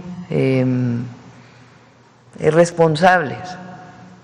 Entonces, hay libertad, nadie va a poner censura, pero sí pensar muy bien qué promovemos y qué no. Y me parece que es responsable decir, la violencia no, actos violentos no. No, de este tema en particular no. Sí hablé de la importancia que debe haber del reconocimiento a los mexicanos que trabajan honestamente en los Estados Unidos. Ahorita que mencionó la palabra montaje, Carlos Loret estuvo en viene en el detector del día de hoy. Sí, adicionalmente le hizo una entrevista a la alcaldesa de Los Ángeles, no sé si tuvo oportunidad de verla, sí. Y ella misma reconoce que es una provocación de Kristi Noem de adjudicarle las protestas en California. No sé si primero, pues, ya hablamos de eso en su momento, es falso eso que se pretendió hacer y que aquí la derecha casi fueron los promotores de eso. Conocí a la alcaldesa de Los Ángeles cuando fui a Los Ángeles, ¿se acuerdan que fui a Los Ángeles antes de que iniciara la campaña, cuando andábamos, pues no sé si ya había iniciado lo de la encuesta de Morena o fue antes, no recuerdo ahorita exactamente la fecha, pero fuimos, o en la intercampaña tal vez, fuimos a Los Ángeles, ahí en el auditorio $1 Million. Y ahí tuve oportunidad de conocerla, es una mujer muy progresista, digamos, y pues yo había sido jefa de gobierno, había mucha comunicación con la ciudad de Los Ángeles y hubo oportunidad de conocerla. Ella se refiere a eso en la conversación. Muchas gracias, Presidenta. Gracias. A ver, vamos acá y luego ya no nos va a dar mucho más tiempo. Lo dejamos, ya pasaste hace poco, reina, no. A ver acá, a libre expresión. Gracias, Presidenta. Celsin Juárez, de noticiasdefrente.com. en el marco del G7, ayer algunos comunicadores y miembros de la oposición en redes tacharon al presidente de Brasil, Lula da Silva, de misógino por la forma en la que la tomó de la mejilla. ¿Usted qué opina? ¿Usted cómo sintió este saludo? Pues a ver, los brasileños y particularmente el presidente Lula, así abraza a todo el mundo. Si ustedes vieran cómo abraza, es una expresión de amistad, no lo tomo como algo un ataque ofensivo, machista, misógino. No, es una manera de él de expresarse, ¿no? Y nosotros defendemos pues, lo que representamos, primero como país y como mujer, pero fue una expresión que él usa para, no solo lo hizo conmigo por ser mujer, sino a otras personas también los abrazó de la misma manera. Gracias, presidenta. También en días recientes, el hijo de Donald Trump, Eric Trump, pues mencionó que si México se atreve a atacar a Estados Unidos, sería aniquilado en 4 segundos, comparando pues el conflicto actual que mantiene Irán e Israel. ¿Qué opinión tiene sobre estos comentarios que además los hizo para un canal de televisión? No quisiera yo comentar, porque la verdad, ¿para qué entramos ahí creo que él se refería por la cercanía, ¿no? en términos de la comparación, pero no, prefiero no entrar en estos comentarios. Estamos construyendo una buena relación y no quisiera yo afectar ese buen momento que está después de esta llamada. Y lo que sí, pues siempre vamos a defender a México y a los mexicanos en México y en cualquier lugar del mundo. Gracias, presidenta. También saber qué información tiene sobre el asesinato de la alcaldesa de Tepecaltepec, allá en Michoacán, Marta Laura Mendoza, y su esposo. Sí, ya no pude llegar el día de hoy al gabinete de seguridad, llegué prácticamente directo a la mañanera. Y ayer informaron, hoy se va, fue ayer, ¿verdad? Fue después sí. Informaron en el gabinete, me dice Rosa Isela, y le pedimos al Gabinete de Seguridad que pueda informar más tarde. Bien, ya por último, presidenta, el periodista Jorge Luis González Valdés del diario Tribuna de Campeche fue vinculado a proceso bajo el cargo de discurso de odio por la jueza de control Guadalupe Martínez Taboada, todo esto presuntamente por haber criticado a la gobernadora Laida Sansores, gobernadora de Campeche. Pues una situación que ha generado controversia entre los periodistas en el Estado. Además, se le prohibió al comunicador ejercer el periodismo y una multa de 2 millones de pesos. Presidenta, ¿qué opinión tiene sobre esto?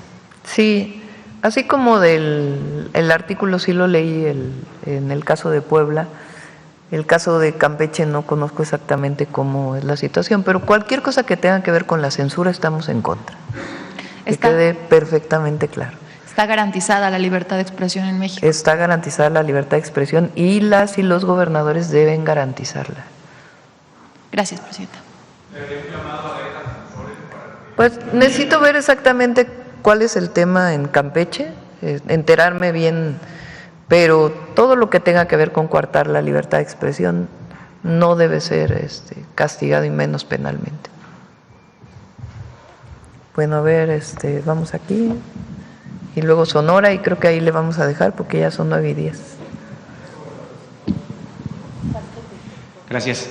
Buenos días, presidenta, servidoras, servidores públicos, compañeros y compañeras. Sósimo Camacho, de Luces del Siglo y Luces Mañaneras. Presidenta, en esta semana que concluyó, hubo una nueva investigación de carácter científico, más bien se presentaron los resultados de una investigación de carácter científico acerca del glifosato. Estuvo a cargo del Instituto Ramazzini y que ya fue incluso corroborado por pares también de otros institutos de carácter científico, de Estados Unidos incluido. Y lo que están señalando es de que, en efecto, el glifosato causa cáncer en su manipulación, incluso a dosis que durante mucho tiempo las transnacionales que lo producen dijeron que era seguro. En ese sentido, preguntarle en qué ha quedado este plan de México para ir erradicando el glifosato. Hoy son 4.7 millones de toneladas las que se sigue importando este país precisamente de glifosato, y durante el sexenio anterior había un plan para erradicarlo de manera total, este herbicida. Si gustan, invitamos al secretario de Agricultura para que pueda Por cierto, bueno, ahorita lo comento. El secretario de Agricultura, para que pueda dar toda esta información. Se está, no con este producto, pero sí con otros que todavía estaban permitidos en México. Se está trabajando ya con COFEPRIS para que queden prohibidos, muchos que están prohibidos prácticamente en todo el mundo menos en México, incluido el DDT, imagínense. Entonces van a salir una serie de productos que ya COFEPRIS va a establecer que está prohibida su venta.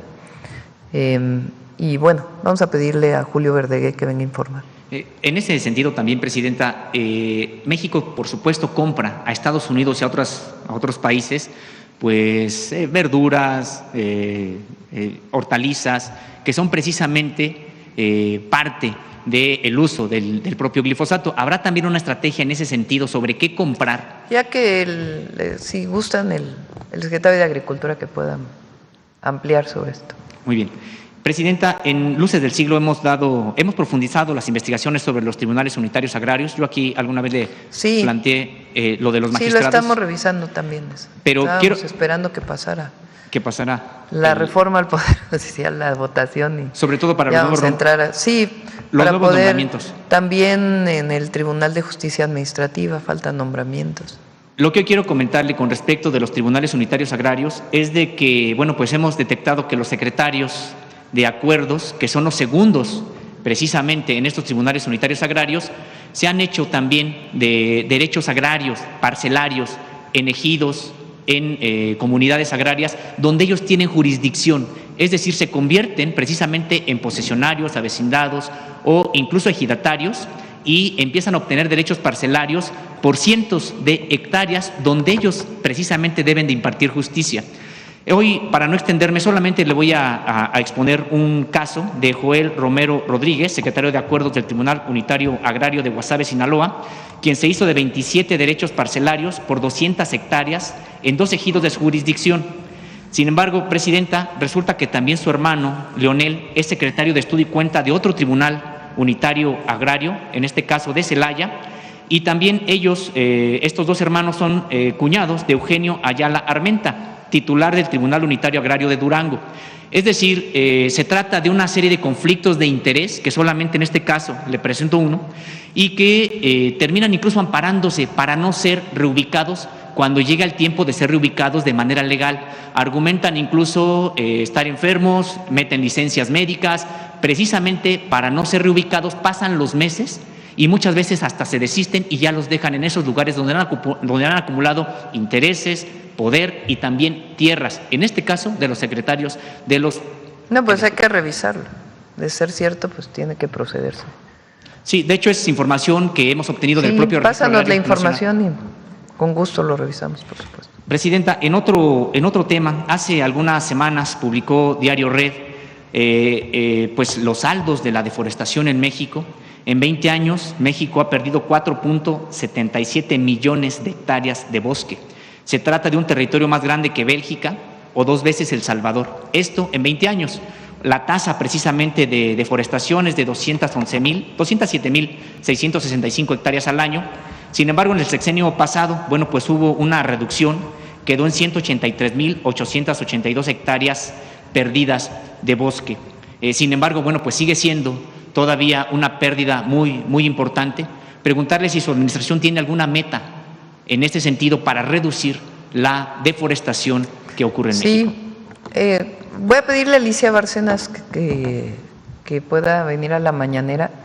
Me presentaron hace 2 semanas porque pedí, estamos haciendo un estudio de imagen satelital para ver el impacto de Sembrando Vida en la revegetación del territorio nacional. Y están haciendo un estudio muy detallado. Hay imágenes de satélite que tiene la Secretaría de Agricultura y CONAFOR, inclusive casi parcela por parcela. Son muy, muy importantes los resultados de Sembrando Vida. Lo vamos a traer aquí porque hay imágenes de cómo había terrenos pues que en algún momento habían sido agostaderos, que se habían dedicado al ganado, se habían deforestado, estaban abandonados, y cómo hoy se empieza a ver la revegetación de todas esas parcelas. Y al mismo tiempo en otras zonas donde no está sembrando vida, cómo ha aumentado la deforestación. Entonces hay una reducción en los últimos 6 años de la tasa de deforestación en el país muy importante en el periodo del presidente López Obrador, y al mismo tiempo la revegetación de una buena parte del territorio. Entonces vamos a traer a Semarnat en cuando termine este estudio junto con Sembrando Vida para que ustedes puedan ver estas imágenes y los números, que son pues realmente un resultado ambiental muy importante, y al mismo tiempo, además de fortalecer Sembrando Vida, de garantizar, pues además de que está garantizado en la Constitución, fortalecerlo, estamos trabajando para evitar la deforestación y revegetar a través de otros mecanismos zonas que fueron deforestadas. Sí, yo creo que en un mes ya está completamente listo, y las imágenes son realmente impresionantes, de muchísimas.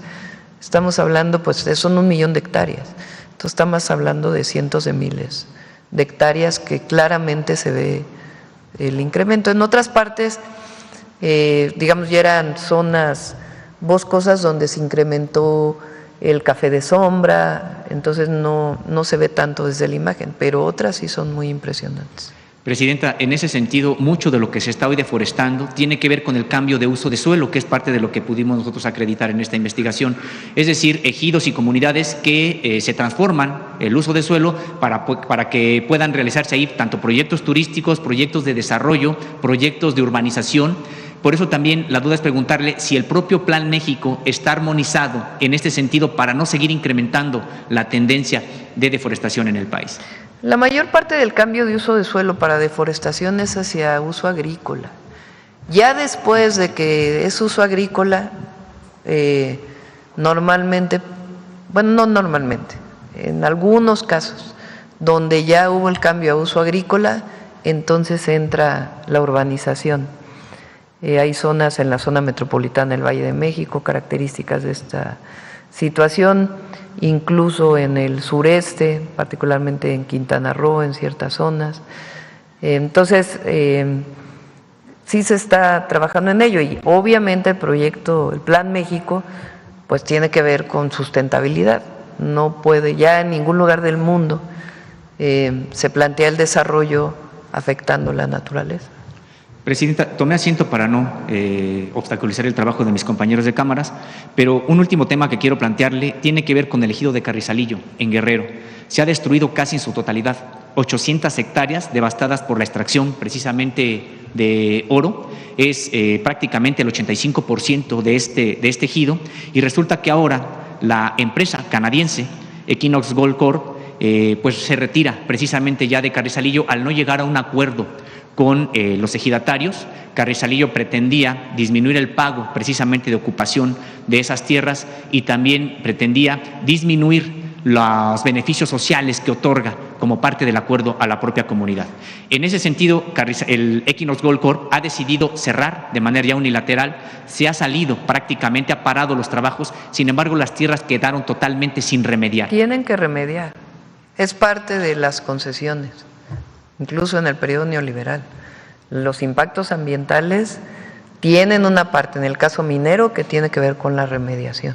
Entonces tienen que remediar. Presidenta, pudimos incluso consultar algunas de los reportes que ha generado la propia Semarnat al identificar los trabajos, precisamente revisar qué es lo que está ahí. Se fueron incluso sin dejar o darle un depósito concluyente, seguro, a la dinamita que tenían precisamente para realizar las labores. Pedimos a Semarnat que lo revise, y la empresa tiene que cumplir, que es lo que siempre dijimos. Si cumplen en Canadá, ¿por qué no van a cumplir en México? Muchas gracias. Sí, a ver, acá, y yo creo que ya cerramos. Si mañana te das una vuelta, mañana pregunta. Muchas gracias, presidenta. Buenos días, Shaila Rosagel, corresponsal de Grupo Gil y el Imparcial de Sonora, La Crónica de Mexicali y Frontera de Tijuana. Nada más para preguntarle sobre la llamada que tuvo con el presidente Donald Trump, si tocaron el tema de los aranceles en estos 20 minutos y la reapertura de la frontera al ganado. Sí, hablamos de este acuerdo global. O sea, no entramos a un detalle de qué va a pasar con el acero y el aluminio, qué va a pasar con la frontera, con el cierre de la frontera a la exportación de ganado. No hablamos de los detalles. El acuerdo que tuvimos es llegar a un acuerdo global en el muy corto plazo en los 3 temas que pues permita que ya no tengamos estas sorpresas de una u otro tema, sino que generemos un acuerdo global. Y él estuvo de acuerdo. Fue una propuesta que yo le hice y estuvo de acuerdo. Gracias, presidenta. Y para ello, en particular sobre temas comerciales, va Marcelo el viernes nuevamente a Washington a hablar con el secretario de Comercio. Gracias, presidenta. En su conversación con el primer ministro de Canadá, preguntarle si hablaron sobre el tema arancelario que de Estados Unidos con sus socios, lo que ha sucedido con sus socios México y Canadá, y si cuando hablaron sobre el tratado de comercio, la revisión que se dará en 2026, si hablaron de algún cambio o algo importante que se vaya a modificar en este tratado. Yo creo que es importante. Digo, obviamente está las opiniones y lo que ha estado haciendo el presidente Trump. El Tratado de Libre Comercio para los 3 países es ley, o sea, fue aprobado por los congresos. Entonces, está pactada una revisión en el 2026. Así dice, así está escrito en el Tratado Comercial. Entonces, lo que se ha hecho ahora por parte de Estados Unidos para poder poner aranceles es utilizar la seguridad nacional para, digamos, darle la vuelta al tema del tratado. Ese es legalmente como ellos han estado resolviendo esto que es ley.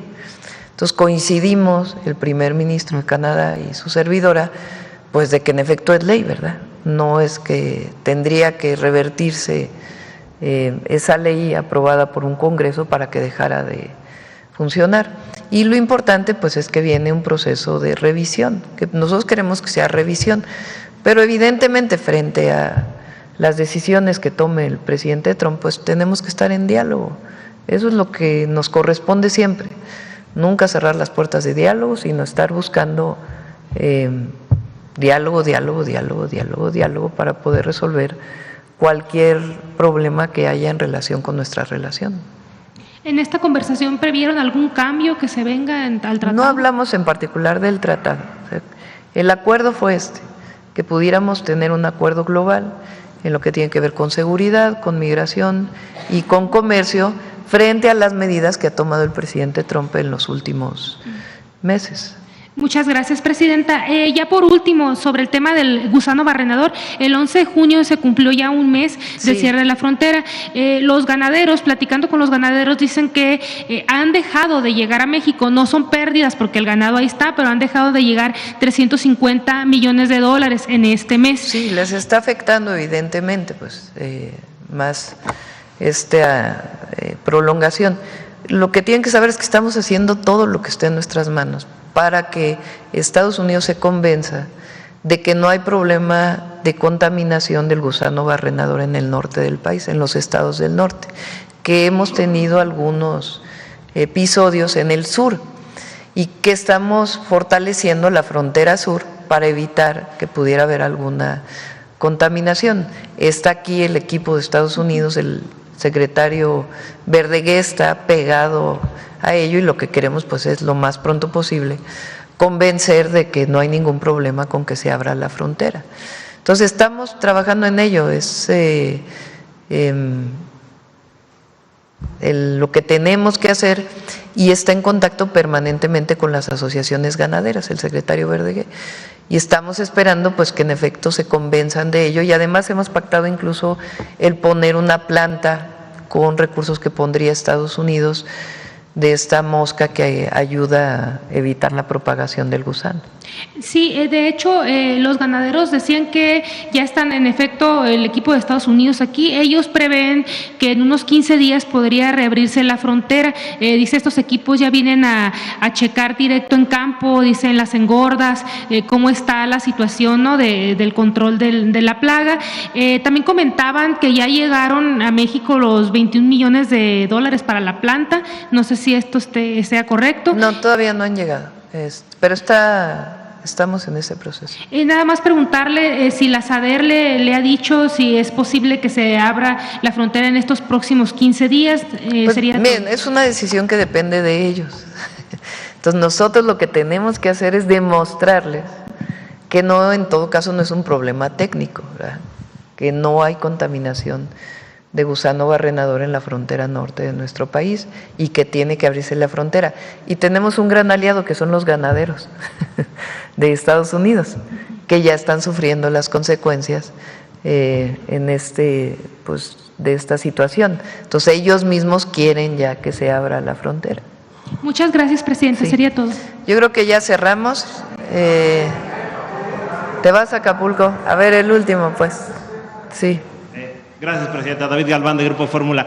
Rápidamente, nada más, ¿qué nos puede comentar acerca de este reforzamiento de seguridad que se ha realizado en Sinaloa? Vimos al secretario Omar García Harfuch precisamente publicando en sus redes sociales y hablando de este despliegue, este reforzamiento que se espera precisamente para detener pues esta violencia en medio del fuego cruzado entre dos cárteles. Y por otra parte, finalmente, preguntarle respecto a cuál es su mensaje a los mexicanos, a la comunidad mexicana, respecto a estas redadas que están realizando en Estados Unidos. Hay mucha preocupación, la gente sin papeles pues está evitando prácticamente salir de sus casas en la zona de California, en la zona de Pomona, de Fontana. ¿Qué les diría y cómo ve que supuestamente se está pues adelgazando o se está disminuyendo las medidas a partir de la presión que hubo del sector agrícola, del sector hotelero, pues para decir que pues no les pueden seguir deteniendo a las personas que son pues quien sostiene precisamente estos sectores en Estados Unidos? Muchas gracias. La primera pregunta, perdón. El secretario García Harfuch, el reforzamiento de Sinaloa. Lo de Sinaloa.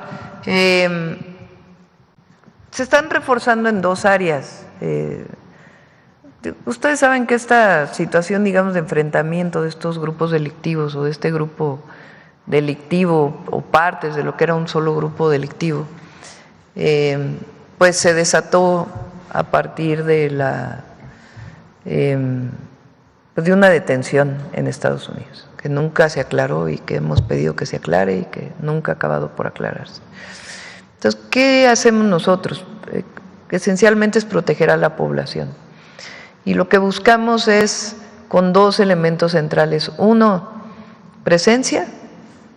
Entonces, se está analizando permanentemente la presencia de la Guardia, de áreas de la Secretaría de Seguridad Ciudadana, de la propia Policía Estatal y Municipal, de la Defensa, de la Marina, y por otro lado, inteligencia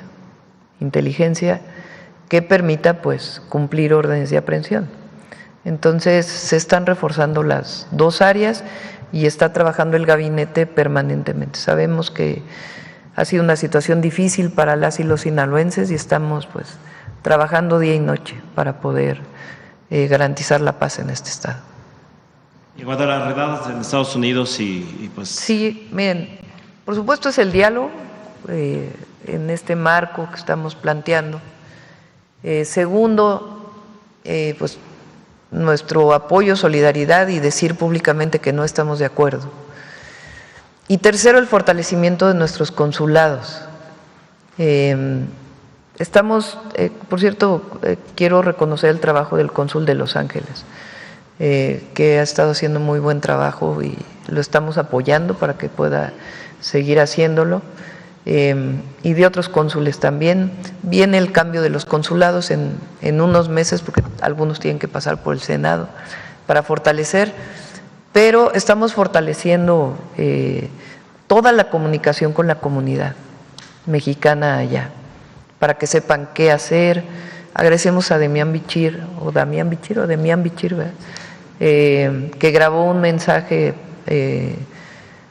para poder dar la información de qué hacer, en qué casos. Estamos fortaleciendo el teléfono, el apoyo legal, las visitas a los centros de detención para garantizar que tengan el apoyo legal que requieren los mexicanos y toda la información que podemos dar para la protección de los mexicanos en Estados Unidos. Entonces, estamos en estos 3 niveles trabajando y pues haciendo todo lo que podemos hacer para proteger a nuestra comunidad, que se merece todo, y que lo que no se merece es que haya esta discriminación y este llamado de que son criminales. Por cierto, no es solo a México, porque hay que decirlo. O sea, es a una comunidad muy importante de migrantes de distintos países que viven, en particular en California, en Chicago y en Nueva York. Ahora, como México pues tiene esta historia con Estados Unidos, pues hay muchos más mexicanos, pero no son los únicos afectados. Y nosotros pues estamos evidentemente hablando por toda la comunidad de migrantes, pero en particular lo que nos corresponde pues es la defensa y el apoyo a la comunidad mexicana. ¿Será prioridad en las conversaciones de migración, Presidenta? Sí, nosotros vamos a plantear, tiene que haber un reconocimiento lo ha hecho el presidente Trump, lo hizo cuando se firmó el tratado, cuando el presidente López Obrador estuvo en Washington, en la Casa Blanca, que se firma el tratado. El presidente Trump se refiere de una manera de mucho reconocimiento a la comunidad mexicana en Estados Unidos. Entonces ayer pues lo que le planteé fue eso, hay una comunidad mexicana muy grande en Estados Unidos que trabaja todos los días por el bienestar de su país y que son personas honestas, trabajadoras, que lo único que hicieron fue irse a los Estados Unidos para poder garantizarle una mejor vida a sus familias. Entonces, queremos que sea parte de estas conversaciones el reconocimiento de los mexicanos en Estados Unidos y continuar con este diálogo y la protección a nuestra comunidad. Bueno, vamos con el detector de mentiras, ya se alargó mucho, mañana nos vamos a ver. Mañana. Con su permiso, Presidenta, buenos días a todas y todos.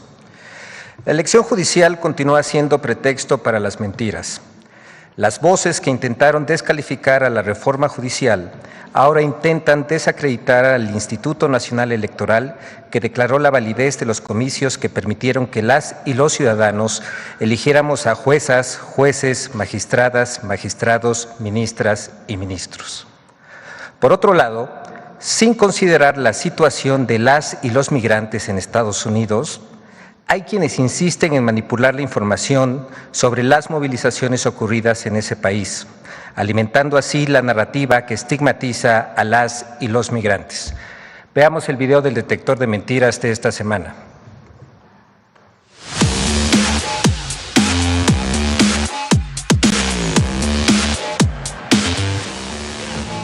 Los falsos convenios con Estados Unidos a cambio de investigar a políticos mexicanos y ataques a la histórica elección judicial fueron algunas de las noticias falsas que el detector de mentiras localizó esta semana. 1. Estados Unidos ofreció alivios arancelarios a México a cambio de investigar políticos de alto nivel. ¡Mentira! La Oficina de Asuntos del Hemisferio Occidental de los Estados Unidos y el embajador de dicho país en México, Ronald Johnson, señalaron que es categóricamente falso sugerir que Estados Unidos ofreció a México alivio arancelario a cambio de investigar a políticos de alto nivel. Además aseguró que Estados Unidos y México siguen colaborando para combatir a los cárteles y a los actores corruptos que lo habilitan. 2. La Secretaría de Seguridad y Protección Ciudadana se incorporará a la Unidad de Investigación de Tráfico de Armas de Estados Unidos. ¡Mentira! El titular de la Secretaría de Seguridad y Protección Ciudadana, Omar García Harfuch, negó durante la mañanera del pueblo del 10 de junio que esta dependencia se incorporó a alguna unidad u organismo de Estados Unidos. Además, destacó que la colaboración existente con la Unidad de Investigación de Tráfico de Armas estadounidense es a través de la Fiscalía General de la República. No, la Secretaría no se incorpora a ninguna unidad ni a ningún organismo de Estados Unidos. Obviamente tenemos colaboración con ATF, como lo tiene Fiscalía General de la República, pero no hay ninguna integración a ninguna unidad, ni hay un grupo específico de la Secretaría de Seguridad que atiende este tema. Hay un grupo en la Fiscalía General de la República que atiende el tema directamente con ATF, pero no es la Secretaría. 3. Montaje en las protestas de Los Ángeles. En un video difundido por Latinus sobre las protestas en Los Ángeles, California, se mezclan imágenes de enfrentamientos en el centro de la ciudad con un reporte de Carlos Loret de Mola a varios metros de distancia de los hechos. En el video se sobreponen secuencias de hechos ocurridos en un lugar distinto al que se encuentra Loret de Mola y fuera de contexto. Es la misma zona de guerra en la que estaban otra vez, oportunistas. Nadie te quiere. ¿Cómo se siente ser traicionero y traidor? 4. El INE validó la farsa electoral en el Poder Judicial pese a irregularidades. Otro de los misiles de Morena ha dejado en ruinas el equilibrio de poderes, el INE. El INE validó la farsa de la mal llamada elección judicial. En zona de cuestionamiento, en zona de ilegitimidad, así se validó la elección. Eso no es propiamente una elección y tampoco podemos decir que esos jueces que llegan hoy tienen la legitimidad democrática. ¡Mentira! El Consejo General del Instituto Nacional Electoral excluyó del cómputo final de la primera elección judicial los votos en 818 casillas por registrar irregularidades, lo que representa apenas el 0.97% del total de las casillas instaladas. En el 99% de las casillas del país, la votación ocurrió de acuerdo con los parámetros legales y constitucionales. Además, la consejera presidenta del INE, Guadalupe Tadei, agregó que se tomaron medidas para que no se repitieran en las elecciones de México las irregularidades detectadas en esta ocasión.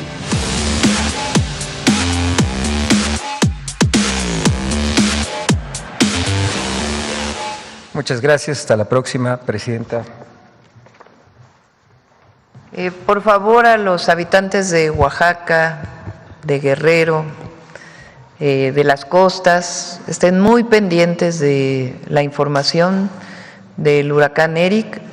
Vamos a estar informando durante todo el día, que se resguarden en sus casas, si están cerca de ríos, de lugares inundables, que se acerquen a los albergues, que no utilicen sus embarcaciones y que estén muy atentos a la comunicación. Está ahí ya Defensa, Marina, Protección Civil, todos atentos para apoyarles y resguardarles. Entonces, que estén muy atentos, por favor, y que nos ayuden ustedes también a comunicar. Muchas gracias a todas y a todos.